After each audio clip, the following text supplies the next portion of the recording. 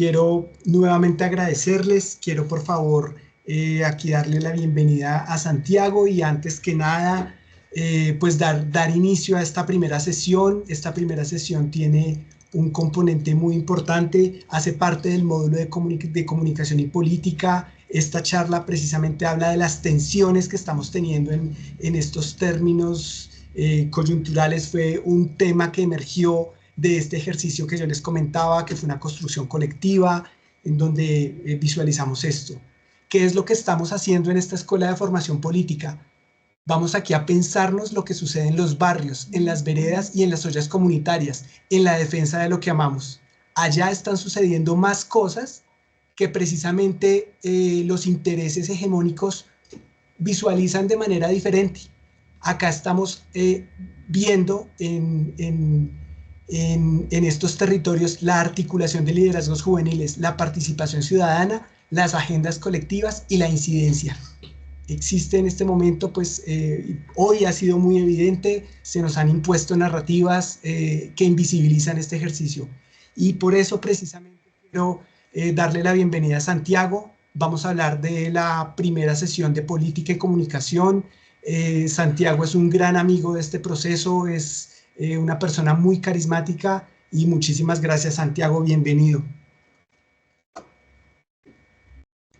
Bueno, compañeras, compañeros, ¿cómo están?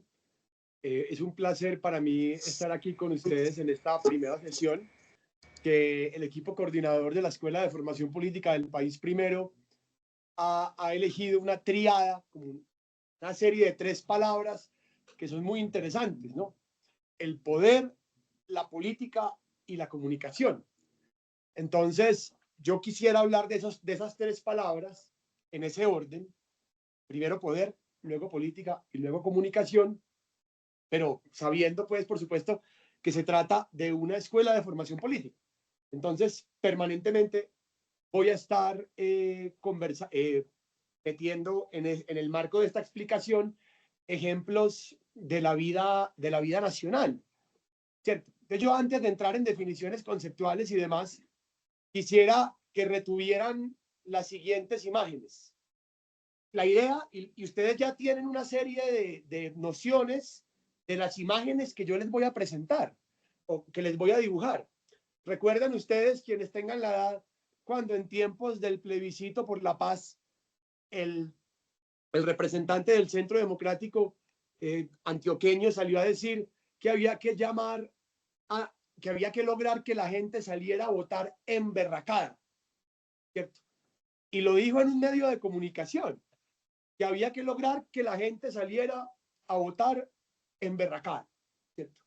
Ahí hay comunicación, ahí hay poder y ahí hay política.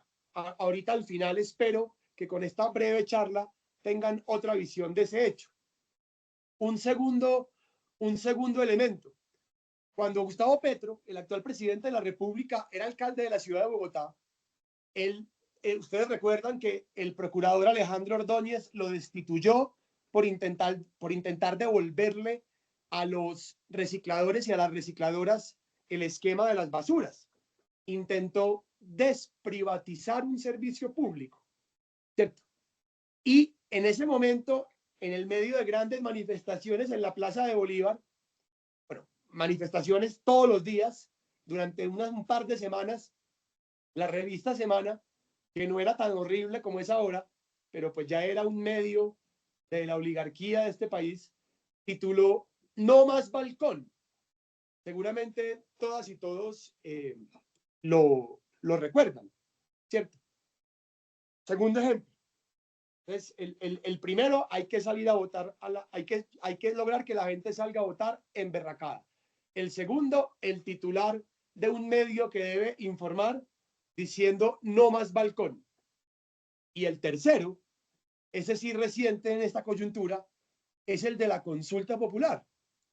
El presidente Gustavo Petro, cuando nos hundieron la reforma laboral pues que María Fernanda Carrascal impulsó en la Cámara de Representantes como coordinadora ponente y que en el Senado de la República se dejó la piel defendiendo el corazón del proyecto. Esa reforma fue revivida en el Senado de la República luego de que fuera hundida porque el gobierno nacional ni siquiera convocó, porque para convocar una consulta popular se requiere el visto bueno del Senado, ¿cierto? Pero amenazó con convocar o llamó a convocar. Solamente dijo, hey, Senado de la República, yo les voy a mandar una consulta popular y aunque no fuera eventualmente convocada, eso fue suficiente. El anuncio de esa consulta popular tuvo un efecto en los adversarios de la reforma, ¿cierto? Y el efecto de una cosa que ni siquiera se materializó, logró que la reforma se desarchivara, fuera discutida y fuera aprobada. Ahí hay tres momentos de nuestra vida nacional. Llamar a votar a la gente emberracada, ¿cierto? No más balcón, dice un titular de prensa contra el alcalde de Bogotá, ahora presidente de la República, y ahora el solo llamado a un mecanismo de participación ciudadana logró lo que no se había logrado en 2 años, en un mes, por la amenaza de que fuéramos a votar. Se logró eso. Yo les prometo, si me paran bolas y si logro comunicar lo que les quiero decir, que al final de esta exposición, estos tres elementos a lo mejor se ven de una manera más precisa. A lo mejor los conceptos que yo les comparto se logran ver de otra manera. Entonces, bueno, decíamos que aquí se trata de comprender el poder, la política y la comunicación. Pero, ¿qué es el poder? ¿Cierto? Antes de hablar de política, de comunicación, ¿qué es el poder? Yo tengo aquí este pocillo, ¿cierto? Entonces yo puedo moverlo a lo largo de la pantalla. Ahí hay un poder, sin duda. O yo puedo decirles que estoy muy feliz de hablar aquí con ustedes, ¿cierto? Hay un poder que es simplemente un verbo, que es la capacidad de generar una acción sobre algo, ¿cierto? Pero a la hora de hablar de la vida social, ¿cierto? De lo que ustedes y yo estamos haciendo acá, conversar, hay básicamente dos tradiciones de qué es el poder. Una plantea que el poder es un asunto de capacidad. Ya ahorita hablaremos de política, pero hablemos de poder, de capacidad. Yo puedo hacer algo o un grupo puede hacer algo. El presidente Petro puede decidir o el Estado me puede matar o el Estado me puede proteger. El empresario me puede contratar. Sí, cierto. Es la lógica obvia del lenguaje. El poder es una capacidad mía. Sin embargo, en las ciencias sociales y en el pensamiento crítico, rápidamente nos damos cuenta que el poder como capacidad de un individuo o de un grupo, ¿cierto? El poder del Estado, el poder de la policía, es una ilusión, porque en realidad el poder es siempre una relación. El poder no se tiene. Yo no tengo el poder, porque si un soberano, si un rey dice yo tengo el poder, pero sus súbditos no le quieren hacer caso, pues se acaba el poder. Y de hecho es una buena pregunta. ¿Por qué ha habido tantas veces en la historia en que una persona, una voluntad, no sé, algún tirano, Hitler, o Francisco Franco, o Stroessner, o cualquier tirano, o no sé, Gengis Khan, o Nerón, logran que tanta gente haga algo? Y aquí el pensamiento crítico dice, no, hombre, no, porque es que el poder, aunque parezca una capacidad mía o de un grupo, es en realidad algo que siempre está en juego. Si a alguien le hacen caso, si a alguien le obedecen, si uno le obedece a un presidente, es porque hay una serie de relaciones sociales que están en juego, que hacen que los que están abajo deban obedecer a los que están arriba. En esta lógica, el poder no es una capacidad, sino que el poder es una serie de relaciones de fuerza. El poder está en juego. Si se quiere, en el ajedrez o en el parqués. El poder no está en una ficha individual que se come a otra, sino el poder está en los dados, en quien lanza la mano, ¿cierto? En cuántas casillas faltan para que esa ficha llegue al cielo, ¿sí? El poder es una cosa que está permanentemente en juego. Y ese poder que está en juego, pues yo les hago una pregunta y ya prometo pasar a la política rápidamente. Si yo le tiro una pelota a, no sé, a Álvaro Uribe en la cabeza, pues yo ejercí un poder sobre él, porque su cabeza, pues, se fue para atrás. Pero si yo, sin querer, tiro la pelota hacia una pared, esa pelota rebota en la pared y le da a Uribe en la cabeza, yo ejercí un poder sobre él. Las ciencias sociales nos dicen que no. O sea, el poder no es cualquier cosa que esté en ese juego de relaciones que tenga un efecto sobre algo. Porque hay un poder que, es decir, hay cosas que pueden pasar por accidente, ¿cierto? Sino que el poder tiene que ver con una voluntad en juego, en un campo de juego, en una serie de relaciones que son variables y que en determinadas circunstancias esas relaciones, ese poder que siempre está en juego, aparece como si estuviera en manos de alguien. Segunda precisión, el poder puede ser sobre el cuerpo. Por ejemplo, el dueño de personas esclavizadas, ¿cierto? Que obliga con cadenas a mover personas esclavizadas antes de 1855 aquí en Colombia. Eso es poder sobre los cuerpos. Literalmente obligo a alguien a que trabaje para mí y lo muevo con una cadena. O el poder sobre los animales que nos comemos. Un caballo que movemos y que cabalgamos en él. O una vaca, o un cerdo, o un pollo. Pero el poder, y aquí ya vamos llegando a la política, que más le compete a la política, queridos amigos y amigas, compañeras y compañeros, no es el poder sobre los cuerpos, sino es el poder sobre las acciones de las personas. Piénsenlo un segundo. Todas y todos aquí, las y los mayores, han tenido un jefe que a ustedes no les cae muy bien. Y ustedes quisieran mandarlo a la chingada, por supuesto. Ustedes quisieran no ir más a trabajar. ¿Por qué tienen que ir a trabajar? ¿Alguien los está obligando? Espero que no, ¿cierto? Nadie les pone pues una pistola en la cabeza o les dice, hey, no, ustedes tienen que ir a trabajar porque si no van a trabajar, se quedan sin plata para comer. ¿Ven la diferencia? Una cosa es el poder sobre un pocillo, moverlo, o el poder sobre un cuerpo, moverlo con una cuerda, al tipo de poder, ahora sí, poder social, que cotidianamente tiene que ver con la política. Para quienes no han trabajado, cuando la mamá de uno, pues para quienes no han trabajado en un trabajo, que están más chicos, más chiquitos, cuando la mamá de uno o el papá o el abuelo o la abuela lo regaña a uno y uno está triste, afligido, compungido, y la abuela le dice, usted no sale de su cuarto. ¿Por qué no sales de tu cuarto? ¿Acaso alguien te está obligando? Hombre, espero que no. Puede que le cierren la puerta con llave. Pero todas y todos ustedes me entienden el punto.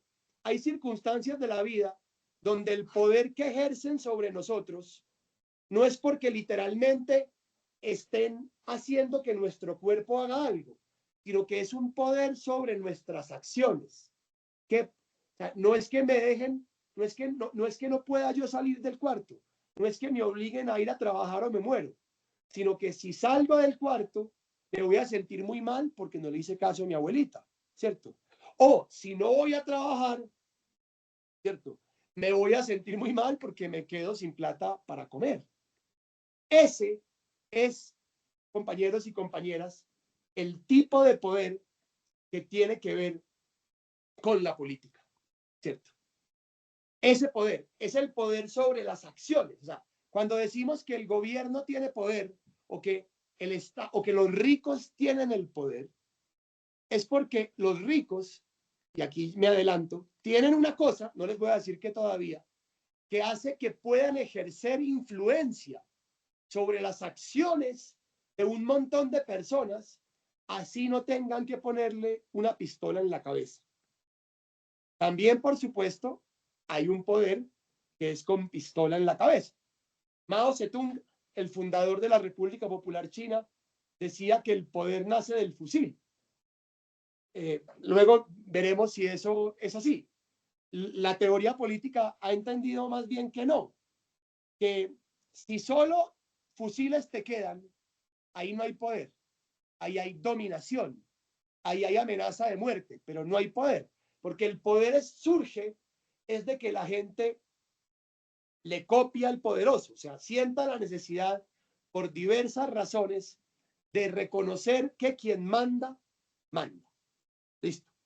13 minutos para esta pequeña introducción teórica. Y todo esto, ¿qué carajos tiene que ver con la política? ¿Cierto? Pues resulta, queridos compañeros y compañeras, que el poder social, o sea, el poder que tiene que ver con el Estado, con las empresas, con los valores, con el hecho de que haya una riqueza producida, pero esa riqueza se reparta de manera desigual. Ese poder tiene unas fuentes. Pueden anotar si quieren las fuentes del poder social. ¿Cuáles son las fuentes del poder social? ¿Por qué hay entre 48 millones de colombianas y colombianos algunas personas que tienen más poder que otras? ¿Cierto? ¿Por qué unas personas pueden condicionar o influir en las acciones del resto más que otras? Y aquí ya nos vamos acercando a la política. La razón fundamental, compañeras y compañeros, es la propiedad. La propiedad. Me explico. Los seres humanos, para poder estar vivos, obligatoriamente requerimos producir una serie de bienes, de alimentos, de materias, de ropa, de casa, de techo, que nos permiten estar vivos, ¿cierto? Pero en el mundo moderno, los medios de producción, las cosas con las que se producen, las cosas por las que estamos vivos, son propiedad de unos pocos. Por eso, compañeras y compañeros, la fuente principal del poder social es la propiedad. Querido César, adelante. Santi, disculpa, una acotación técnica es que me están escribiendo asiduamente que el audio está de baja calidad, pero se está entendiendo bien, sino que cuando te alejas un poquito se escucha mucho más lejos. Entonces, perfecto. Ahí ya. Igual se ha entendido todo. Se ha entendido, sino que para mayor comodidad, sobre todo, te quería contar que hay personas que nos están enviando imágenes que vienen en Trancón, que vienen con audífonos en Transmilenio. Entonces, para facilitar un poquito la experiencia de ellos, te pido la acotación técnica. Muchas gracias. Aló. Ahí me escuchan, queridos. Mejor. Listo. Bueno, entonces les venía diciendo que la fuente principal del poder social, de ese que tiene que ver con la política, es la propiedad. ¿Y la propiedad de qué? La propiedad de las cosas que le permiten a los seres humanos estar vivos. ¿Cierto? Comer, reproducirse, excretar, dormir, hacer el amor, odiar. Eso requiere cosas.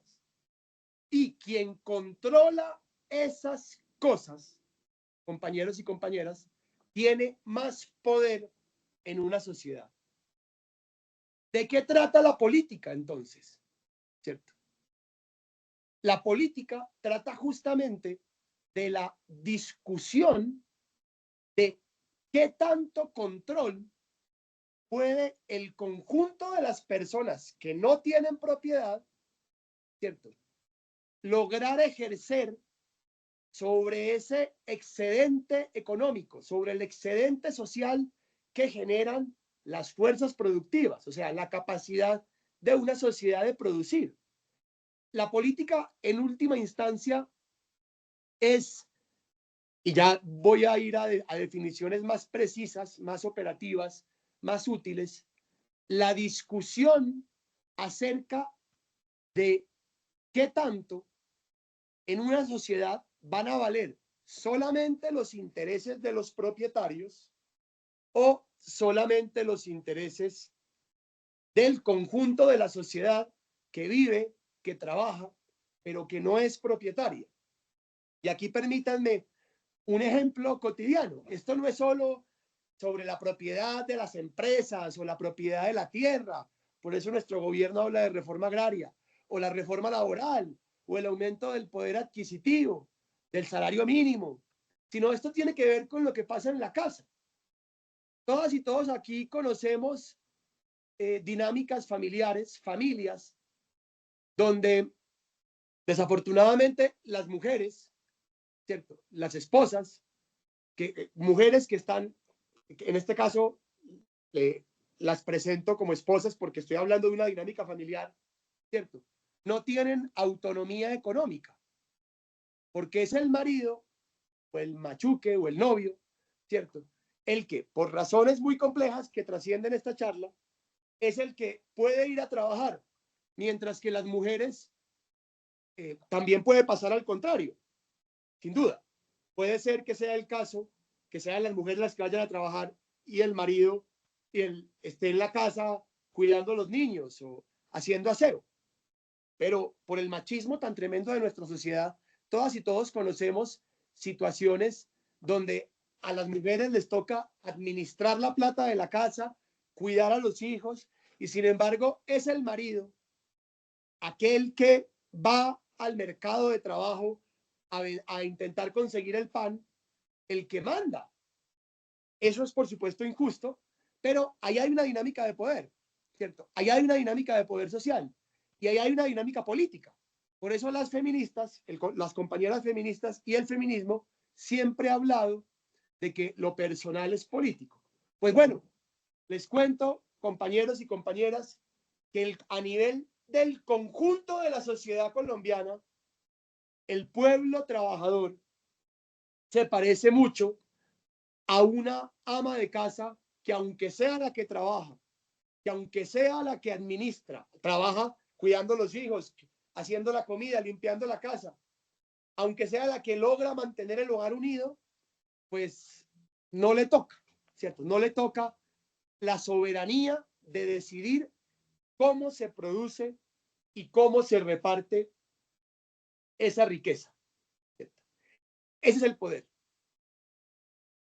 Ahorita vuelvo sobre la política, pero aquí pareciera que el poder solo fuera negativo, como el poder sobre, o sea, el poder joder, el poder fregar, el poder quitarle al otro lo que se merece, el poder humillarlo, el poder, la ley del embudo, ¿cierto? ¿Cómo es que es? Lo ancho para ellos, los ricos, y lo angosto para uno. Pero si así fuera, pues estamos jodidos, porque ya el mundo es así, ¿cierto? El mundo en el que todas y todos nacimos y crecimos, ya es así. Ya hay mucho para pocos y poco para muchos. Pero resulta ahí que el poder no tiene por qué ser así. El único poder concebible no es el poder sobre, el poder de, poder fregar, poder joder, poder explotar, sino el poder para, ¿cierto?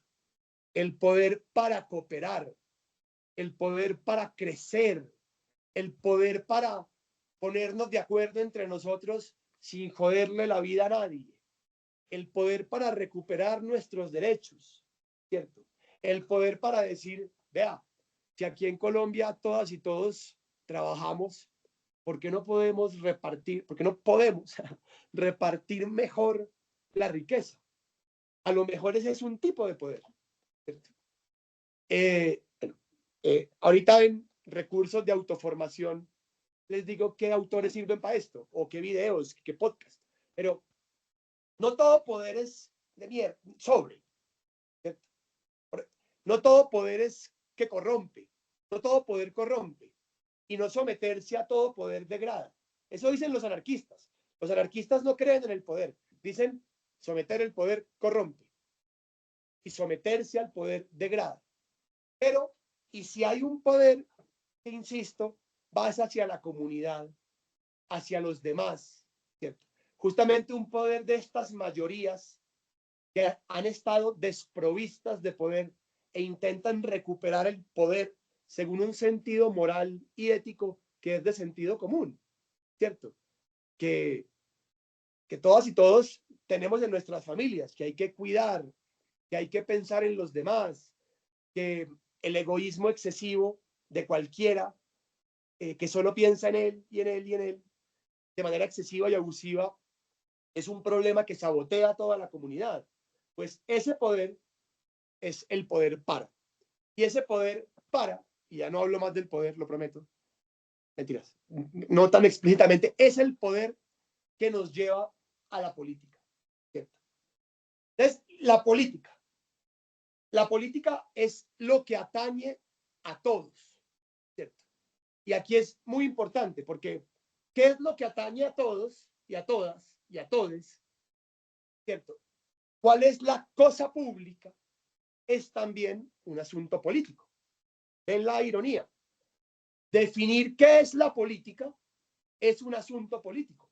Los ricos, los ultra ricos más fanáticos, como Javier Milei, el loquito fanático ultracapitalista de Argentina, o Donald Trump, dirían que la repartición de la riqueza no es un asunto político, porque es que ellos son propietarios de los medios de producción y punto. Y lo que el mercado diga, eso es. Y es ilegítimo, según la derecha, que nos metamos con la política a hablar de esas cosas. Para ellos, para la extrema derecha, la política es otra cosa. La política es, hablemos de los inmigrantes, hablemos de la identidad sexual, de por qué está mal, hablemos de, ¿cierto? Nos quieren chingar, no, nos quieren joder. No les gusta que en la cosa pública entre la distribución de la riqueza.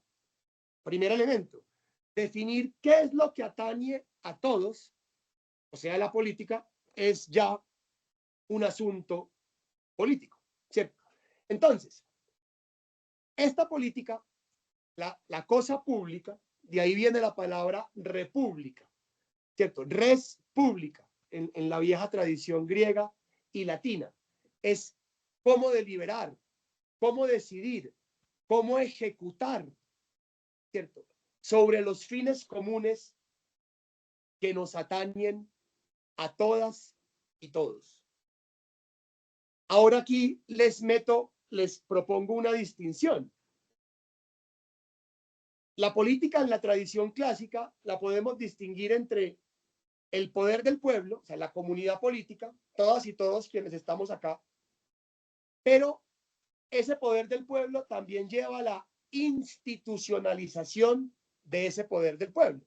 Ese poder del pueblo es abstracto, o sea, podemos decir, no, el poder es del pueblo, o sea, toda la gente que tiene que ver con la cosa pública. Eso es una potencia. Eso está en abstracto.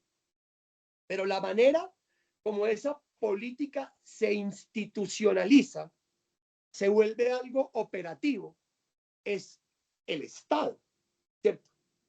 El Estado.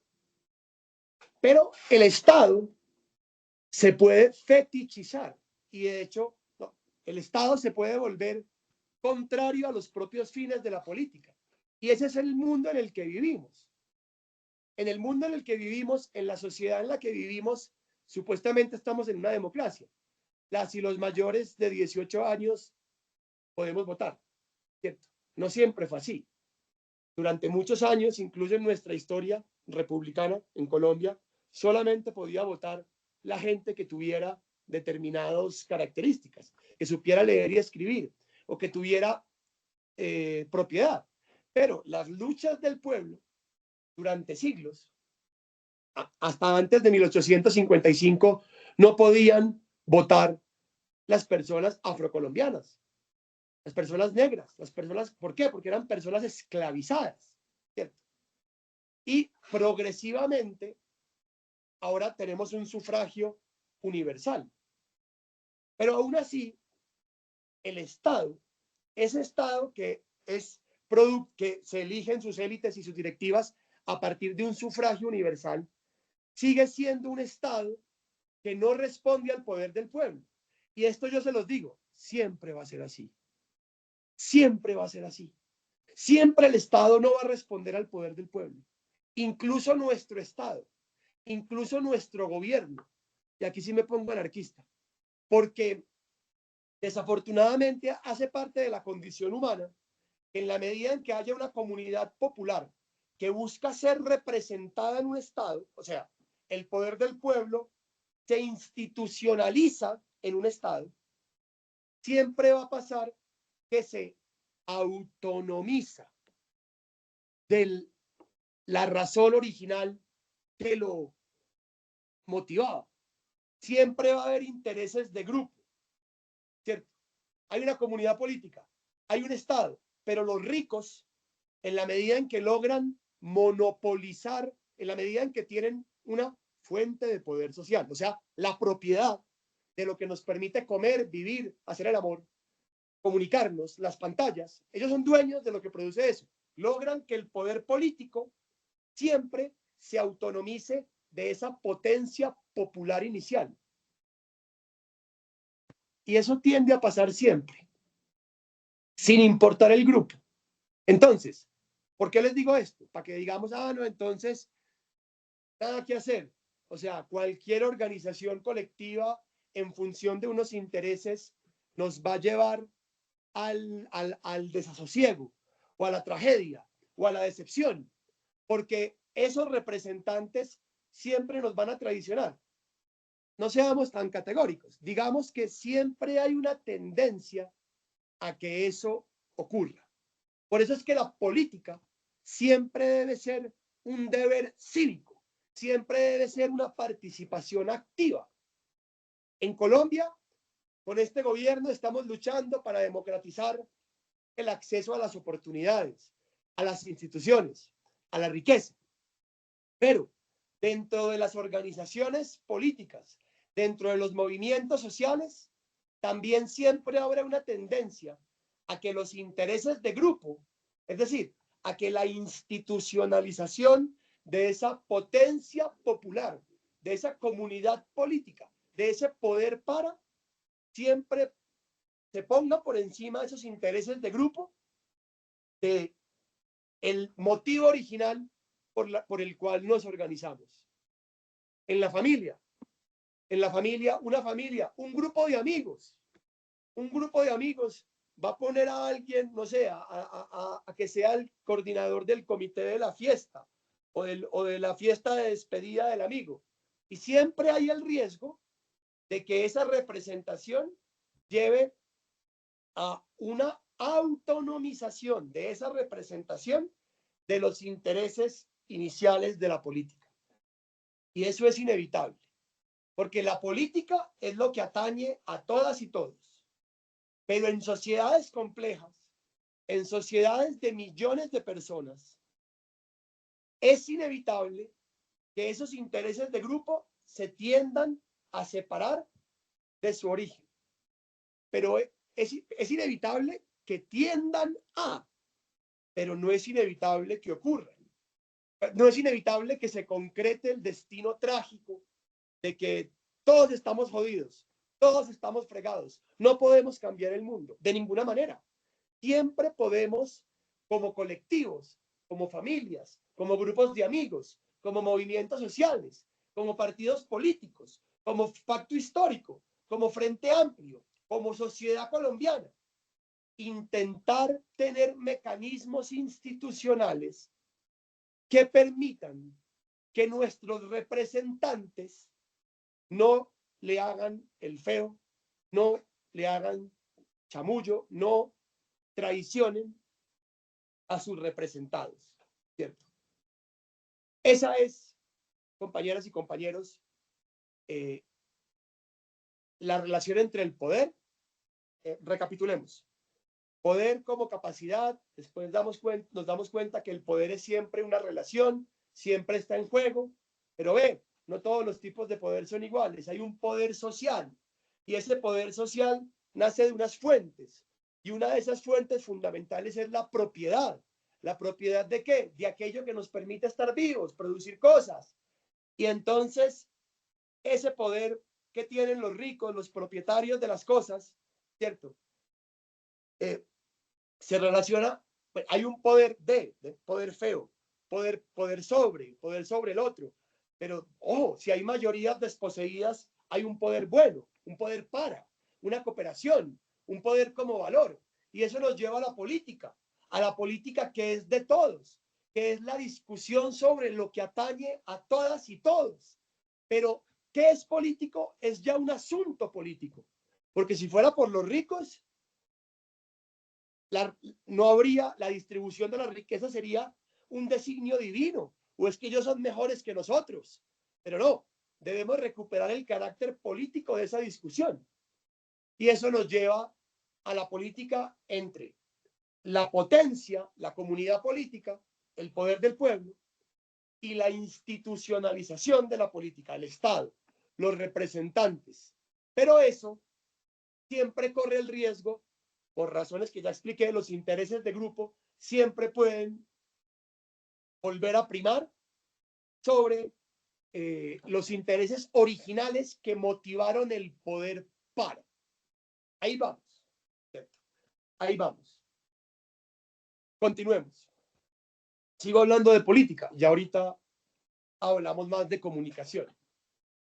Bueno, la política, si la política es de todos, si la política es para todos, si la política es para no joder, fregar, robar, desposeer, sino acrecentar, mejorar, ampliar, y eso requiere poder y requiere coordinación, ¿cierto?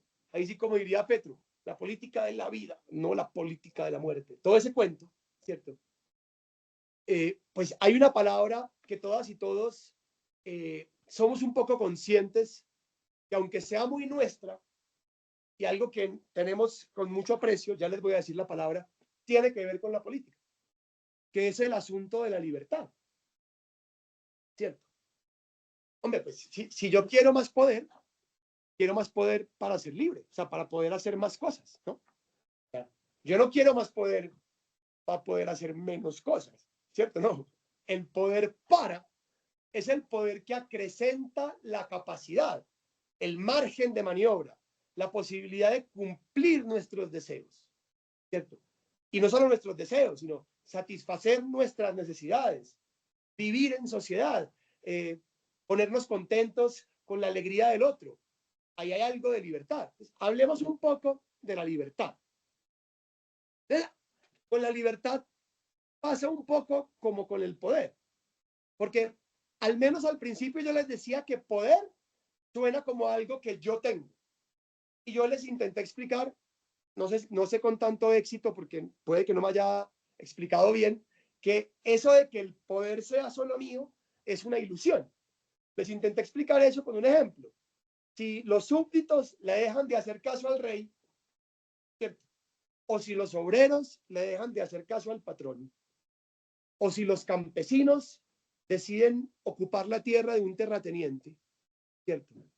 O si la comunidad del mundo decide dejar de usar empresas que participen en el genocidio contra los palestinos, como Spotify, que me encanta, ha sido un problema dejar de usarla, pues esas empresas ya no tienen poder, ¿cierto? Ahí les quería explicar que el poder está en juego. No es una capacidad, sino una relación. Pues lo mismo pasa con la libertad, que tiene todo que ver con la política. Si ustedes le preguntan, o sea, se supone, ustedes le preguntan a un profesor de teoría constitucional, un profesor de ¿qué debe hacer el Estado? Les responde, el Estado debe garantizar los derechos, los bienes, la propiedad y las libertades. O sea, entonces, ¿Por qué les digo esto? Porque pasa un poco con el poder, que en cierto sentido común, muy dado a bancar el mundo tal y como está con sus injusticias, la libertad, y esa es la libertad de Milei, esa es la libertad de Trump, esa es la libertad de políticos y políticas en Colombia, como Vicky Dávila, como María Fernanda Cabal, cuando dicen recuperemos la libertad. Su definición de libertad es profundamente individualista. La libertad es que a mí no me jodan. A mí no me jodan. O sea, definen libertad como que nadie interfiera en mí. ¿Sí? Pero entonces, ojo, si yo nazco millonario y quiero pagarle una miseria a los trabajadores a quien les puedo pagar porque soy propietario de las fábricas y del capital, pues entonces el propietario de una empresa, o sea, Rappi, la empresa que se precia en el debate público de darle trabajo a cientos de miles de personas, no quiere pagar prestaciones sociales, solo quiere no quiere pagarle a sus trabajadores derechos, sino que antes dice que los trabajadores y las trabajadoras deben agradecerle a los dueños de Rappi, los paisas, que a unos paisas y unos rolos ahí, porque son dos, que antes dan trabajo. Entonces, hombre, esa libertad, ellos tienen la libertad de poder hacer lo que se les dé la gana con el conjunto de sus trabajadores, ¿cierto?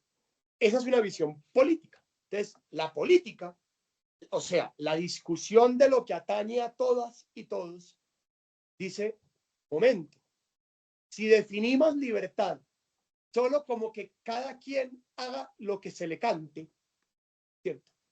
Pues resulta que en un mundo donde el poder está repartido de manera desigual, porque las fuentes del poder son fundamentalmente la propiedad, y la mayoría de la gente no es propietaria. ¿Propiedad de qué? De las empresas, de los software, de las máquinas que permiten hacer cosas, de la tierra que permite producir alimentos. Pues entonces, si libertad es la libertad de un individuo, y decimos que la libertad es eso, que no jodan al individuo, pero resulta que en un mundo desigual, las fuentes de poder social están desigualmente repartidas, pues terminamos diciendo que la libertad del individuo es la libertad de los ricos. Y las mayorías populares que trabajamos no tendríamos derecho, no tendríamos derecho, ahí para la próxima, ¿qué es el derecho? Bueno, no tendríamos derecho a influir en la libertad del millonario, ¿cierto? Pues no, ni faltaba más, que se jodan. O sea, el concepto de libertad, y les traigo este concepto, podría haber traído otro, mérito o derecho, pero traigo libertad porque es en el debate público ahora en que las derechas más nos tienen ventaja, que es que Petro no quiere que el Estado, Petro no quiere proteger nuestras libertades, porque el Estado quiere intervenir en la economía a favor de los más pobres. ¿Pero qué se cree? Si eso viola la libertad. Yo les quiero, compañeros y compañeras, de la misma manera en que les definí poder, de alguna manera, poder sobre, poder para, fuentes de poder social, propiedad, política, ¿cierto? Compartirles una definición de libertad distinta a la no interferencia, a la no me jodan, ¿cierto? Eso se llama en teoría política la libertad negativa, ¿cierto? Que a mí no me jodan. Entonces, la teoría política avanza un poco y dice, no, pero un momento, que la libertad no es solo negativa, que a mí no me jodan, sino existe la libertad positiva. ¿A mí de qué me sirve que nadie me impida hacer algo si yo no tengo los medios materiales para hacer algo? Esa es la libertad positiva. Pero ahí es donde podemos, volviendo a la política, acuñar una nueva definición de libertad, que es la libertad que debemos defender desde una política de las mayorías. Y es la libertad republicana. Quien esté tomando apuntes lo puede anotar. Libertad republicana. ¿Cierto? Una libertad que nos atañe a todos. ¿Y eso qué quiere decir? En la historia de las repúblicas en Grecia, se llamaba libertad republicana porque solamente podían ser ciudadanos quienes fueran libres. En Grecia antigua, en la Atenas de Pericles, las personas esclavizadas no podían ser ciudadanos, no podían hacer parte de la cosa pública. ¿Por qué? Porque no eran libres, ¿cierto? ¿Y por qué no eran libres? Porque dependían para su vida de las decisiones de otros, de sus dueños. En esta tradición griega, las mujeres, desafortunadamente, tampoco eran libres en la Grecia antigua.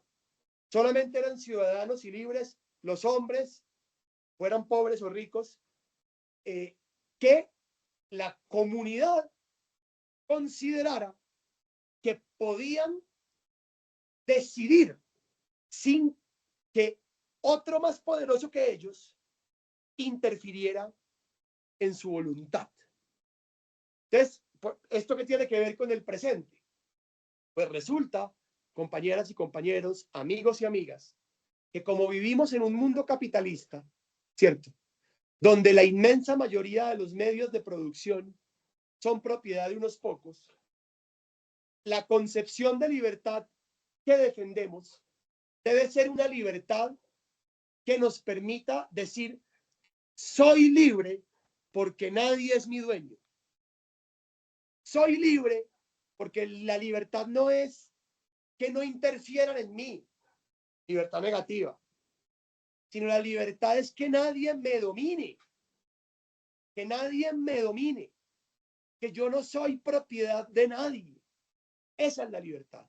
Pero para no ser propiedad de nadie, para que nadie me domine, para poder ser libres, en el sentido en que yo no soy propiedad de nadie, es porque yo no estoy en el bolsillo de nadie. Aquí yo les hago una pregunta para que se respondan ustedes mismos, queridos y queridas. En el mundo hoy en día, la mayoría de nuestro pueblo puede decir que no es bolsillo de nadie.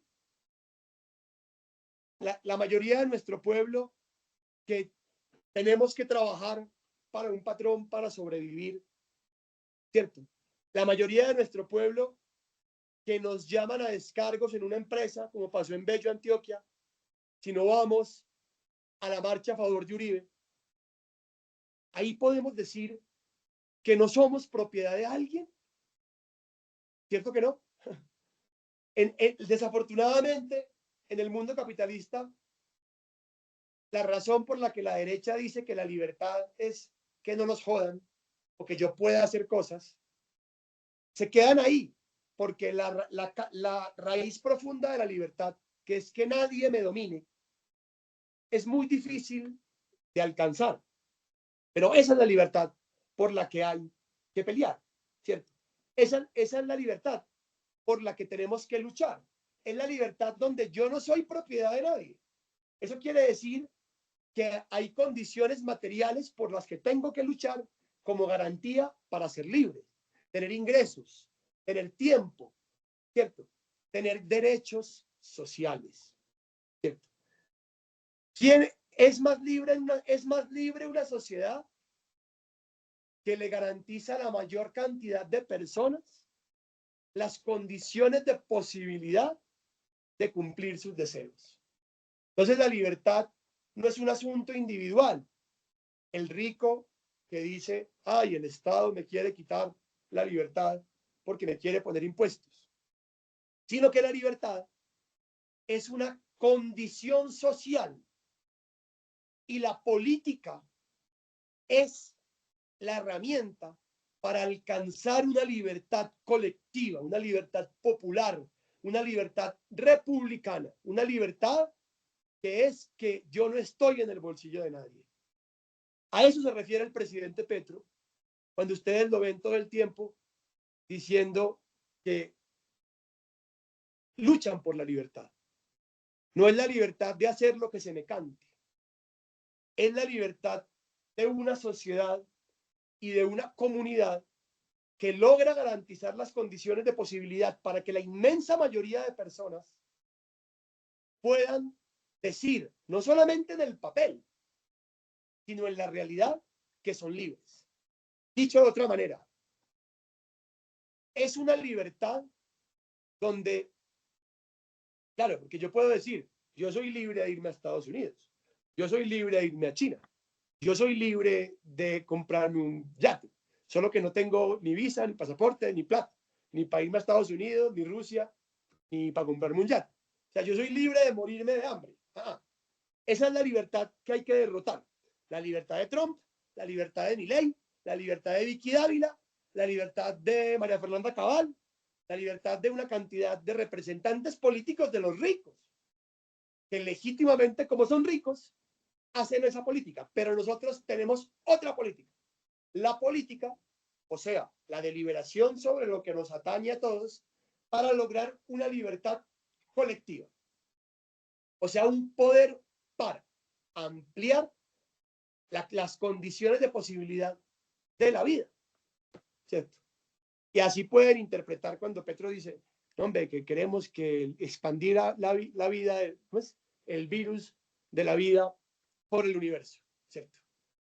Un elementico y hablamos de comunicación para terminar. En esta concepción que les propongo de libertad, que no es mía, pues, es la concepción republicana de la libertad, del republicanismo socialista, palabras que pueden buscar, republicanismo socialista, republicanismo plebeyo, libertad republicana, la diferencia entre poder sobre y poder para, fuentes de poder social. Estoy diciendo esta lista para quien quiera anotar, para luego buscar los conceptos. Esto tiene una consecuencia directa en nuestra concepción de la democracia. Porque para quienes tienen una concepción liberal de la libertad de no interferencia, la libertad de que no me jodan, la democracia, esa gente suele pensar que la democracia es simplemente elecciones competitivas, división de poderes, una prensa libre, o sea, una prensa de los ricos, que el Estado no se pueda meter en mis derechos individuales. Todo eso es muy importante, porque esa parte de la democracia nació en la historia de las ideas políticas como defender la democracia frente al poder absoluto del monarca, ¿cierto? La burguesía, los dueños de las cosas que producen cosas, en su ascenso en contra del poder del monarca absolutista que estaba designado por Dios, defendieron esta concepción de democracia como división de poderes, elecciones competitivas, bueno, aquí estoy saltando un poco, pero que no se me metan en los derechos en contra del poder absoluto. Pero esa concepción de democracia no es suficiente. Y les voy a dar el ejemplo más teso. Los propietarios de esclavos, los propietarios de personas esclavizadas en el Estados Unidos del siglo XVIII, ¿cierto? Antes de que estallara la guerra civil gringa, ¿cierto? Defendían, y es más, un siglo antes, durante la independencia de los Estados Unidos, algunos de quienes se independizaron de la corona británica defendían esta concepción de democracia como que el poder absoluto no pudiera meterse en sus zapatos para justificar tener personas esclavizadas. ¿Ven el hijo de madre problema? Si tenemos una concepción de democracia que es solo que no se metan conmigo, esto se llama democracia minimalista. Lo pueden anotar, democracia minimalista, que haya elecciones, división de poderes, pesos y contrapesos. Entonces podemos decir que Israel es un estado genocida que está matando al pueblo palestino desde, no solo desde 1948, sino desde 1910 al menos, es una democracia.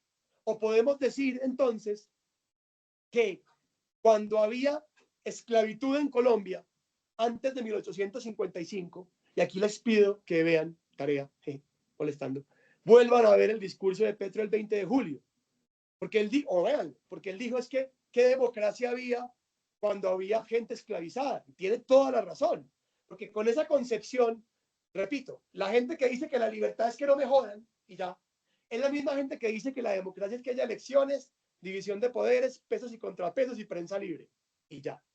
O sea que si hay pesos y contrapesos, división de poderes, elecciones competitivas, pero esa sociedad hace el genocidio de un pueblo o tiene como propiedad a alguien, entonces hay democracia. No, país.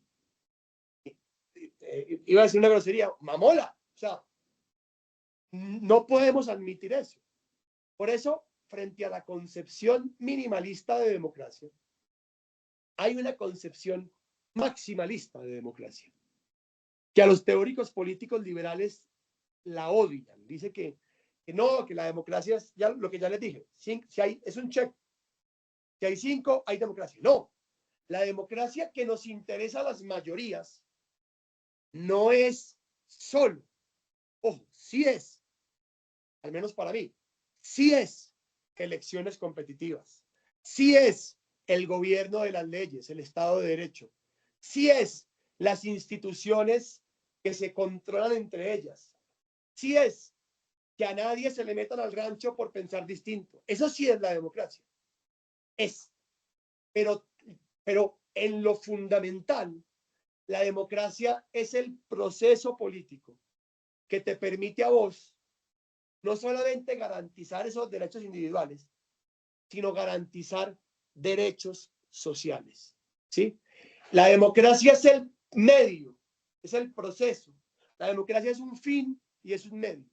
La democracia que defendemos, que no es la democracia oligárquica, no es la democracia oligárquica de los regímenes europeos del siglo XVIII, no es la democracia limitada del Frente Nacional, no es la democracia, la semidemocracia del Frente Nacional, ¿cierto? Sino que es la democracia profunda, la democracia popular. Es el proceso mediante el cual logramos la libertad para nuestro pueblo. Y la libertad para nuestro pueblo es una limitación de la libertad de los ricos, ¿cierto? De los ricos, para que ese conjunto de la producción social se reparta lo suficientemente bien para que ahí sí los individuos, no el individuo abstracto de, ay, pobre empresario, le van a cobrar impuestos, sino los individuos de carne y hueso puedan vivir sus vidas y satisfacer sus necesidades. No he terminado, les quedé debiendo comunicación. Afortunadamente en la sesión 2 habrá espacio para hablar de comunicación. Quiero terminar estos 2 minutos que me quedan para hacer una recapitulación súper breve. Igual yo les prometo la presentación de todo esto, de PowerPoint, para que repasen si quieren, pero voy a hacer un repaso meteórico. El poder no es solo mover un pocillo, sino que el poder que nos compete es el poder social. Pero el poder social no es una capacidad de un individuo, de un grupo, sino es algo que está en juego.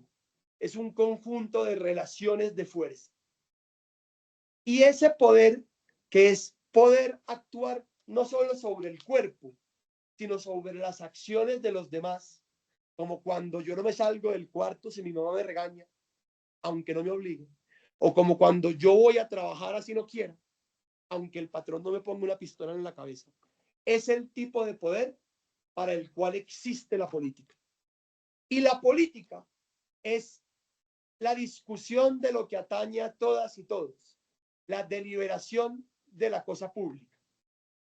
Y en la política, por tanto, se expresa no solo el poder sobre, el poder que odian los anarquistas, el poder joder, el poder fregar, el poder desposeer, el poder humillar, sino el poder cooperar, el poder crear, el poder crecer, el poder coordinar.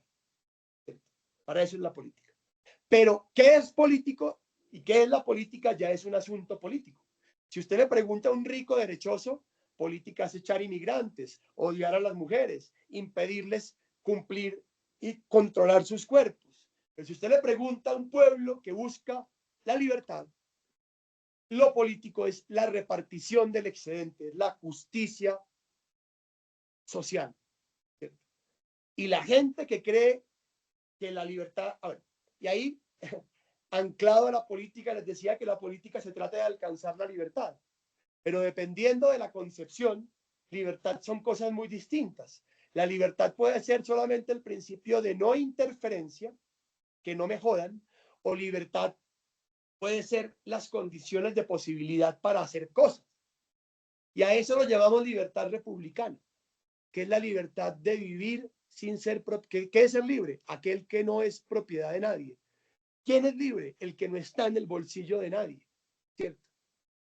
Y en el mundo capitalista, donde el poder social tiene como fuente la propiedad y la propiedad está mal repartida, la inmensa mayoría de personas pues no somos libres. Aunque seamos libres formalmente, no somos libres realmente.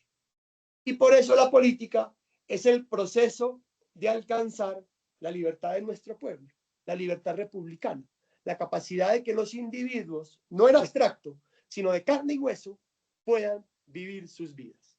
Y también les decía que en la política hay una potencia, la comunidad política, el grupo de amigos, el Estado, la familia, la sociedad, y una potestas.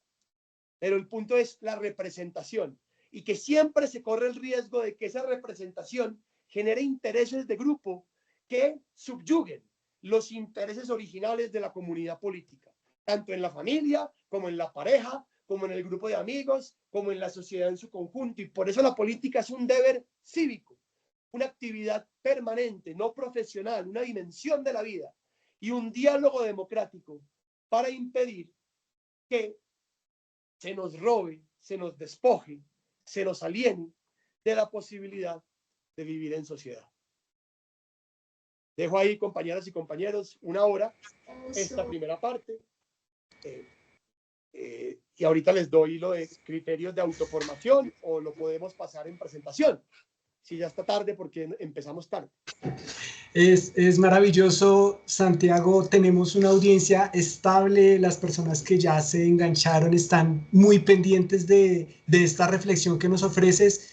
Pero lo más importante es que estas reflexiones que nos ofrecen generan sensibilidad hacia varios temas. Hay algunas personas que nos dicen tal vez un lenguaje, pero la idea aquí es importante.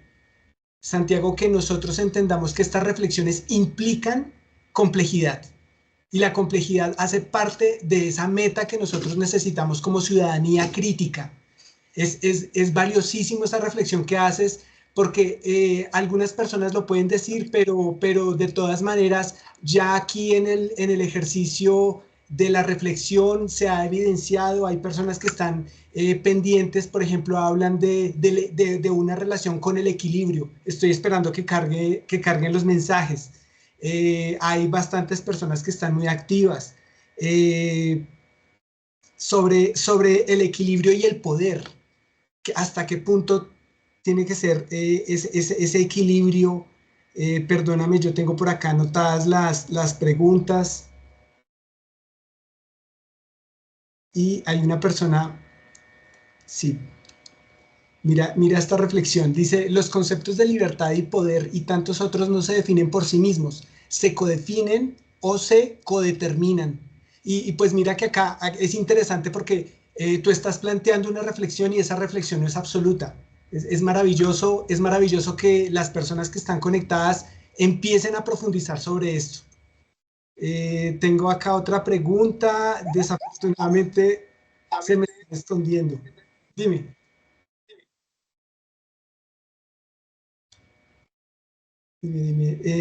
Bueno, si se toma el poder como algo adquisitivo, ¿qué facilidad hay para que la minoría pueda tener a ese mismo poder? ¿Por qué entonces la balanza seguiría disfuncional? Digamos que es una de las reflexiones que nos ofrece.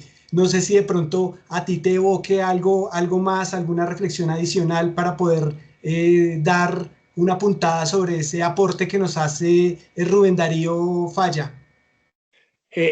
Gracias, Rubén. No, el asunto es que si vos le quitas el poder a una minoría, nada te garantiza salvo el ejercicio constante de la política, que quienes quitan ese poder a esa minoría no se vuelvan a su vez una nueva minoría.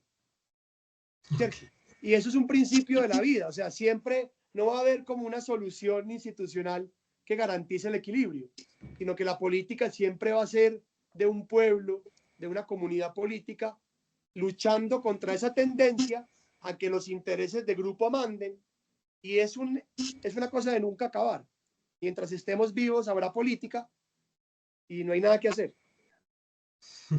Hay otra reflexión que me parece importantísima traerla. Nicolás Solarte te hace un saludo. Dice que tenía entendido que la biopolítica nace precisamente por la disciplina de los cuerpos mediante instituciones, no solo por las relaciones de fuerza donde se ponen voluntades en juego. Sí, no, exactamente. O sea, la biopolítica es un concepto de Michel Foucault que lo que dice es que se refiere al control de las poblaciones. Entonces, Foucault dice que las poblaciones se controlan a través de reglas generales, estadísticas, como patrones generales de los cuerpos, la cárcel, la escuela, pero también el control del individuo. Este planteamiento es muy interesante, solo que el planteamiento de la biopolítica olvida el carácter fundamental de la propiedad como fuente de poder social. Entonces, se va en el análisis de la biopolítica, se van a análisis muy interesantes, pero a veces olvida, pues a propósito, que le pareció que se centraron mucho antes de él en eso, en que la fuente fundamental del poder social pues es la propiedad. Es que hay una gente que es propietaria de las cosas que permitan hacer cosas y otra gente, la mayoría, que nos toca vender nuestra fuerza de trabajo para sobrevivir. Claro que sí. Hay unas que nos están compartiendo que son muy interesantes. No las quiero dejar atrás.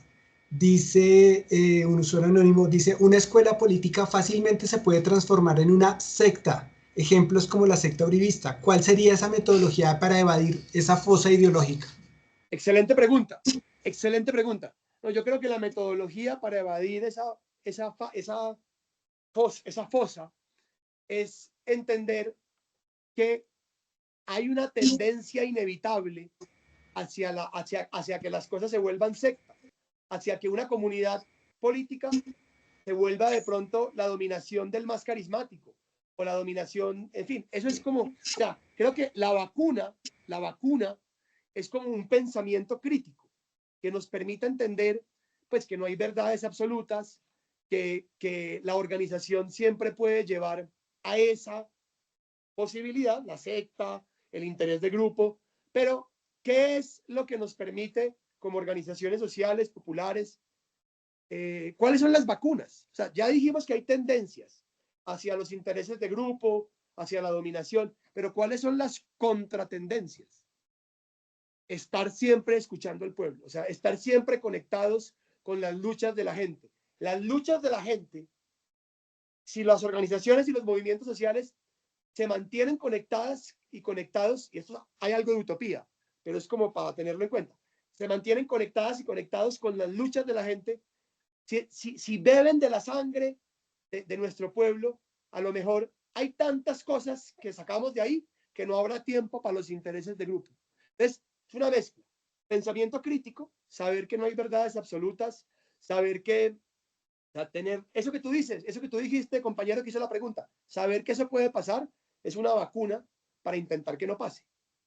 Pero a la vez, tener organizaciones volcadas a nuestro pueblo, para que sean tantas las luchas y los intereses populares que tenemos que representar, que no haya tiempo para pequeñeces, para mezquindades, para intereses de grupo. Micrófono apagado, César. No. Perdón. Nos están recordando sobre el siguiente segmento. Es un segmento muy corto. Tal vez entendemos que hubo una demora considerable y les pedimos un poquito de paciencia para que no nos perdamos esto que es muy importante. Y es esta fase de socialización de contenidos para la autoformación, para profundizar los contenidos que nos ofreces, esos términos que nos brindas, y pues quisiera darte la palabra porque pues evidentemente tu dominio lo está pidiendo la gente. Compañeras y compañeros, yo les voy a hacer varias recomendaciones. Primero, de podcast, ¿cierto? Es un podcast, dame un segundo que lo estoy aquí buscando el nombre exacto.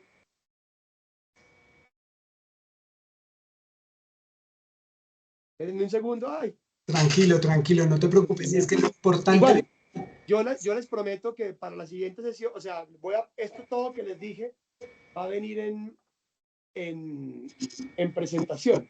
En presentación, muy bien, y además hay un soporte porque va a haber una relatoría que se está tomando en este momento y la relatoría la vamos a compartir por el espacio de comunicación que estamos creando, que es a través vía WhatsApp.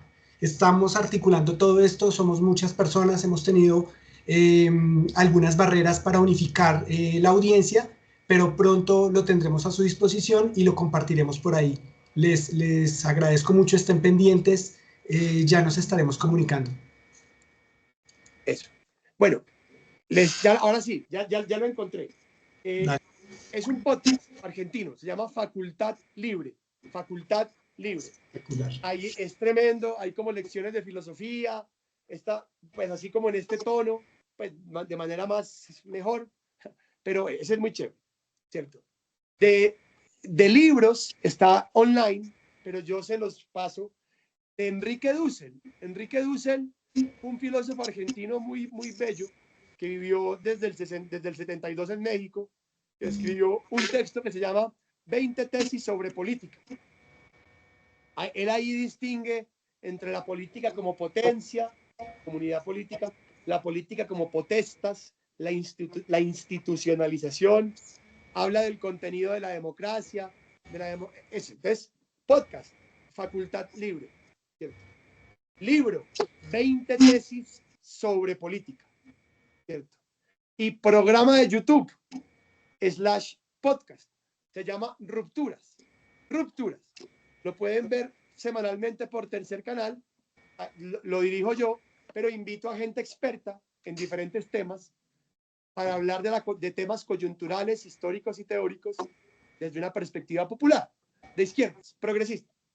Los temas de comunicación los dejamos para la siguiente sesión, la segunda, que ahí pues yo, querida Ingrid y querido César, estoy absolutamente atento a la retroalimentación que me dan y a lo que dicen los compañeros y compañeras que nos vieron sobre el lenguaje, y les prometo todo mi esfuerzo para una charla más accesible y con más recursos audiovisuales. No, es magnífico, Santiago, porque el poder de estas ideas son un imán. Aquí tenemos una audiencia estable, están conectados. Te agradecemos por la generosidad de comunicar de hacer este esfuerzo. Y no es solamente por ti, también la generosidad de las personas que se unen en medio de una jornada de trabajo muy larga. Nos dedicaron estas casi 2 horitas para poderse conectar. De verdad, estamos muy, muy contentos. Las reacciones, redes han sido muy chéveres, muy positivas. Maravilloso. Nos vemos pronto, compañeras, compañeros. Claro que sí. Claro que sí. Vale, gracias. Listo. Además que siempre apuntándole al sur, ¿no? Bueno, todos los